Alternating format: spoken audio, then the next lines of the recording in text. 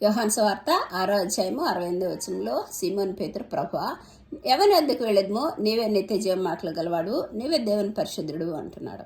ఏసేమంటున్నాడంటే, నా శరీరం తిని నా రక్తం త్రాగువాడే నిత్య జీవం కలవాడు, అంత్యదినమున వాడిని లేపుతాను అంటున్నాడు. ఆ రక్తం త్రాగకూడదని పాత నిబంధనలో ఉంది.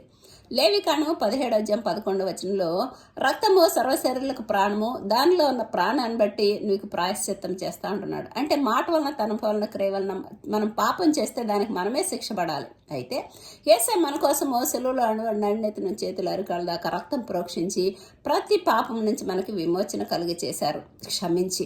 అందుకనే మనము ప్రభురాత్రి భోజనంలో పాల్గొన్నప్పుడు మన పాపాలన్నీ యేసేసులో రక్తంతో కడిగి శుద్ధి చేయన్నప్పుడు మనకి పాప విమోచన, రక్షణ.